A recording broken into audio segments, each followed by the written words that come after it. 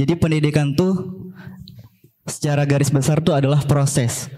Proses di mana kita mendapatkan sesuatu untuk kita nanti. Simpelnya kayak gitu.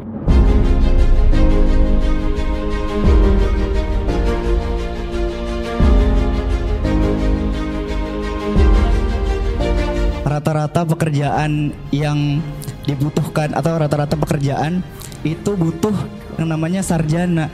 Jadi kan berkebalikan ya. Jadi dari Mendikbud itu butuh yang pendidikan yang tersier, malah pekerjaan yang dibutuhkan saat ini butuh sarjana gitu.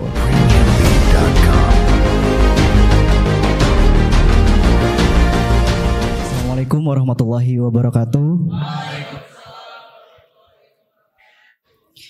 Halo teman-teman semuanya. Perkenalkan, saya Rehan Anggoro Septiansyah. Hari ini karena masih awal juga, kita bahas yang santai-santai aja. Kita bahas yang teman-teman semuanya pasti ngerasain, yang teman-teman juga tiap hari bakal ketemu gitu, yaitu pendidikan. Sebelumnya, saya mau cerita. Jadi saya ini adalah seorang anak dari ayah yang lulusan P. Jadi pendidikannya nggak tinggi. Dan juga ibu saya juga lulusan SMP. Ibu saya pengen SMA, cuman udah dinikahin sama ayah saya. Jadi dengan pendidikan yang tidak terlalu itu, jadi motivasi saya gitu untuk memperoleh pendidikan yang jauh lebih tinggi. Dan ini berkaitan dengan tema yang saya ambil, yaitu empati pada pendidikan. Jadi gimana caranya kita untuk merasakan hal-hal yang sebenarnya kita tuh nggak pernah rasain gitu, yang nggak pernah perhatiin soal pendidikan. Nah, sebelum daripada itu, kakak-kakak boleh kakak-kakaknya boleh sediain ada yang kamu pikirkan soal pendidikan. Saya butuh 3 orang untuk memberikan sebuah pandangannya terkait dengan pendidikan. Gak apa-apa kok, satu kata aja, beberapa kalimat juga gak apa-apa. Boleh Kak, dipilih aja salah satu. Silakan. Silakan. Baik, selamat siang semuanya. Sebelumnya perkenalkan, nama saya Raisa Ratadwita. Di sini saya ingin menyampaikan sekilas pendapat saya mengenai pendidikan. Menurut saya pendidikan itu merupakan hal yang sangat penting untuk didapatkan oleh setiap insan. Bahkan pendidikan itu bukan hanya sekedar nilai yang kita dapat, tapi pendidikan juga sebagai bentuk dari pembentuk sifat ataupun sikap kita untuk kedepannya, apalagi untuk di masa yang akan datang. Begitu sih, sekian, terima kasih. Baik, terima kasih Raisa.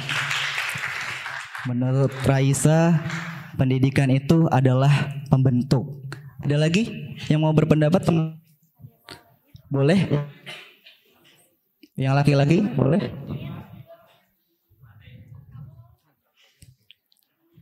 Boleh? Yuk. Satu kata aja gak apa-apa. Pendidikan itu apa? Aduh. Silakan berdiri, yuk. Bernalar, berdaya. Terus bernalar dan berdaya loh. Assalamualaikum warahmatullahi wabarakatuh. Pendidikan bagi saya adalah suatu bekal untuk kita gede nanti. Bekal, keren banget. Bener ya teman-teman, apa yang disampaikan sama 2 teman kita tadi sebagai bentuk, sebagai bekal. Jadi pendidikan tuh secara garis besar tuh adalah proses. Proses di mana kita mendapatkan sesuatu untuk kita nanti. Simpelnya kayak gitu. Nah, jadi selagi kita tahu pendidikan itu apa, penting gak sih pendidikan itu? Bahkan salah satu statement yang baru-baru ini viral dari Mendikbud bahwa perguruan tinggi itu adalah kebutuhan tersier, pendidikan tersier. Jadi ada yang berpendapat lagi soal pendidikan itu penting atau enggak? Yang merasa pendidikan itu penting, boleh angkat tangannya. Sisanya nggak penting dong. Ya, jadi pendidikan tuh penting banget ya teman-teman. Jadi pemerintah tuh dari Mendikbud tuh sempat bilang kalau yang wajib itu hanya SD SMP, SMA. Sisanya perguruan tinggi itu adalah pilihan.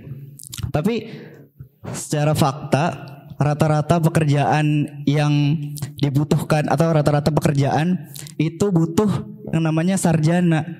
Jadi kan berkebalikan ya. Jadi dari Mendikbud itu butuh yang pendidikan yang tersier, malah pekerjaan yang dibutuhkan saat ini butuh sarjana gitu. Nah, kalau kita udah tahu bahwa pendidikan itu penting, kita harus tahu fakta-fakta apa aja yang terjadi pada pendidikan kita saat ini. Nih, kita lihat. Indonesia menempati peringkat 70 dari 80 negara dengan skor literasi membaca 359.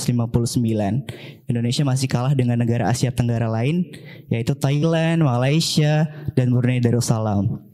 Jadi, kita sudah tahu bahwa pendidikan itu penting, maka juga penting bagi kita untuk tahu realitas-realitas yang terjadi yang ada pendidikan yang ada di Indonesia. Peringkat 70, bayangin teman-teman. Teman-teman nilai ulangan fisika 70 aja udah remeh. Jadi kayak angka 7 yang paling bagus paling cuman nomor punggung Cristiano Ronaldo ya. 7. Ini peringkat 70 dari 80 negara. Artinya 10 terbawah gitu. Jadi apalagi program di sekolah kita kan ada program literasi. Jadi sebagai generasi muda kita juga penting banget untuk menaikkan yang ada di Indonesia. Jadi dengan adanya program di sekolah ini juga bagian dari capaian kita untuk meningkatkan skor kita di dunia gitu, membaca dengan literasi. Terus teman-teman, di Indonesia kita bahas lagi soal pendidikan. Ada yang tahu perbedaan di antara dua ini? Gambar sebelah kiri dan sebelah kanan. Kak Mika, ada yang mau berpendapat? Apa bedanya dua gambar ini? Silakan. Boleh perbedaannya? Yuk, dari laki-laki, dari perempuan.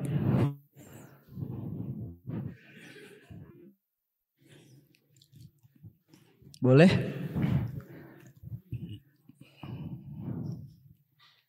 Ya, silakan.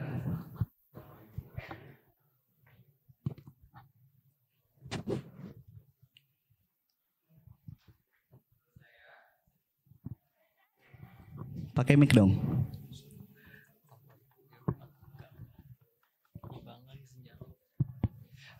Assalamualaikum warahmatullahi wabarakatuh.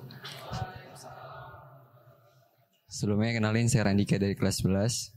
Menurut saya, apa kalian sadar tentang perbedaan kedua gambar yang ada di PPT itu? Menurut saya perbedaannya ada di ketimpangan sosial. Maksudnya ini adalah suatu contoh ketimpangan sosial di mana pendidikan yang ada di gambar sebelah kiri itu kurang memadai. Bukan kurang memadai, tapi gak sebagus yang di sebelah kanan. Sedangkan yang di sebelah kanan itu pendidikan atau apa sih namanya? Fasilitasnya lebih memadai dibanding sebelah kiri. Mungkin itu aja contoh dari saya. Terima kasih. Baik, terima kasih.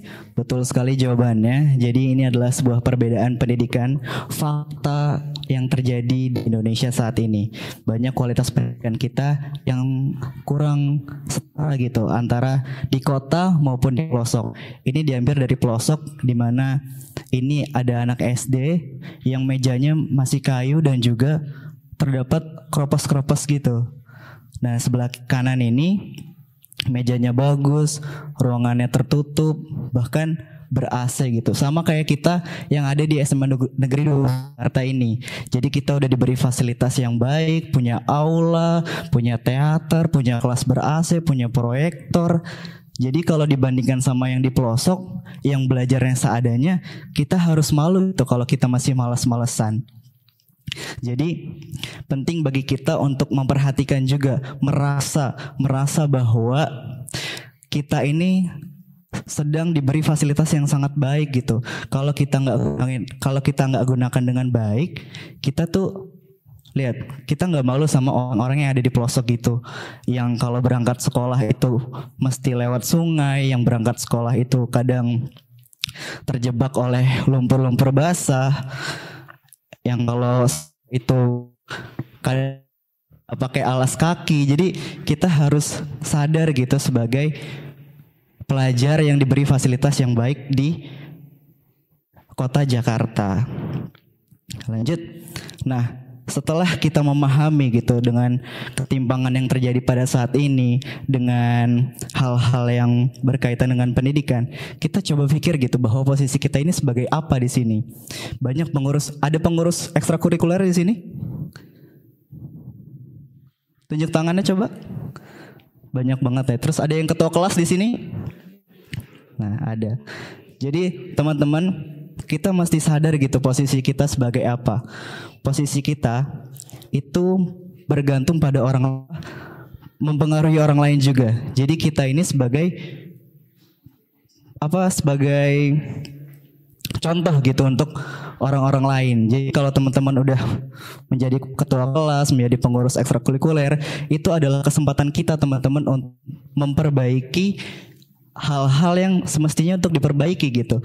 Seperti tadi contohnya, kalau kita masih ada yang malas-malesan, disadari apa kita tuh nggak malu apa sama yang di sana, yang fasilitasnya jauh kurang baik, yang fasilitasnya juga seadanya. Jadi teman-teman di sini juga sebagai pembatas gitu, pembeda antara teman-teman dengan teman-teman yang lainnya. Kayak semestinya harus memiliki sebuah semangat gitu. Kayak acara ini bernalar dan berdaya. Jadi teman-teman harus berpikir kritis dengan kondisi pendidikan yang terjadi. Nah, di sini ada quotes singkat. Aku mungkin tidak sepintar orang lain, tetapi aku juga bagian dari suksesnya pendidikan. Maksudnya kita kalau dibandingkan sama orang lain, mungkin kita kalah gitu pintarnya. IQ rata-rata Indonesia itu ada yang tahu berapa? Berapa? Sekitar 70-an ya teman-teman. Kalau di rata-rata. Jadi walaupun kita merasa bahwa diri kita tidak pintar, tapi kita ingat gitu, kita tuh bagian dari rata-rata suksesnya pendidikan yang ada di Indonesia. Jadi teman-teman juga harus merasa bahwa kualitas pendidikan di Indonesia itu ya karena gue gitu. Jadi kalau mau kualitasnya makin bagus pendidikannya, jadi juga teman-teman harus lebih semangat dalam memikirkan suksesnya pendidikan yang ada di Indonesia. Ya, itu aja dari saya. Maaf banget nervous. Jadi intinya adalah kita harus berempati terhadap pendidikan kita, karena hal-hal yang terjadi di dalam diri kita, terutama khususnya bidang pendidikan, kita tuh harus sadar dan harus kritis gitu. Contoh di statement dari pemerintah soal pendidikan tersier itu harus kita kritisi. Jadi jangan sampai teman-teman tiba-tiba diputusin baru koar-koar. Nah, ini kesempatan kita di pertemuan kali ini menambah wawasan, menambah suatu keberanian untuk menciptakan sebuah hal-hal yang menjadikan hal-hal yang baik gitu. Jadi nggak merugikan orang lain dan juga teman-teman khususnya di dunia pendidikan. Ya, itu aja. Saya Rehan Anggoro Septiansyah. Mari menjadi anak muda yang berdaya sejak muda. Terima kasih. Assalamualaikum warahmatullahi wabarakatuh.